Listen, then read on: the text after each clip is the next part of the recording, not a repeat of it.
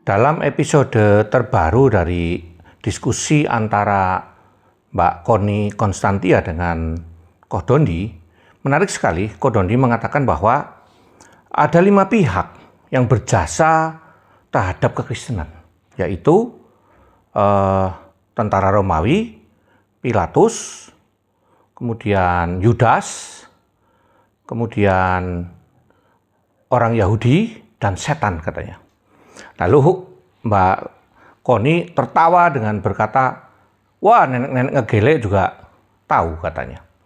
Oke, dengan logika yang sama, bahwa gara-gara 5 pihak ini menyalibkan Yesus, sehingga Yesus kemudian menebus dosa manusia, maka 5-5-nya berjasa bagi orang Kristen, katanya begitu. Dengan logika yang sama sebenarnya, mari kita lihat, kenapa muncul nabi? Nabi muncul diutus oleh Tuhan karena orang itu berdosa. Nah, di zaman Nabi Muhammad, itu orang-orang itu hidup disebut sebagai dengan zaman jahiliyah. Termasuk nanti ada satu nama Abu Lahab yang akhirnya diturunkan satu surat dengan 5 ayat berbicara tentang dia. Dia mewakili kejahatan di waktu itu.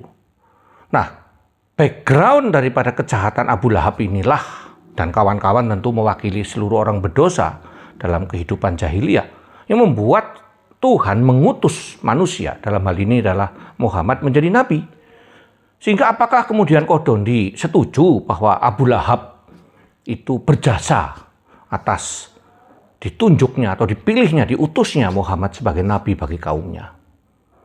Lalu kalau logika ini diperluas, apakah kemudian kita juga mengatakan bahwa Belanda berjasa sehingga Pangeran Diponegoro menjadi pahlawan karena dia dikhianati, ditangkap dalam perjuangannya, sehingga kita bisa mengatakan seluruh pahlawan yang menjadi pahlawan itu bisa menjadi pahlawan atas jasa penjasa?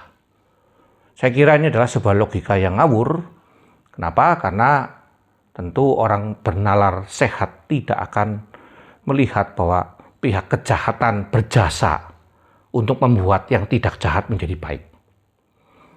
Karena kejahatan bukan tujuan diciptakannya manusia. Sehingga penyaliban Yesus itu yang mereka tidak tahu bahwa itu akan membuat Yesus menebus seluruh manusia, tidak bisa dikatakan berjasa. Seluruh pelaku itu mereka tidak pernah tahu bahwa tindakan mereka menggenapi rencana Allah untuk menebus manusia. Tujuan mereka adalah membunuh dan melenyapkan. Maka bagaimana disebut dengan berjasa? Nah, sekali lagi pikirkan, Mbak Connie dan Koh Dondi, apakah setuju Abu Lahab berjasa atas dipilihnya Nabi Muhammad menjadi utusan Tuhan, utusan Allah? Mari kita pikirkan.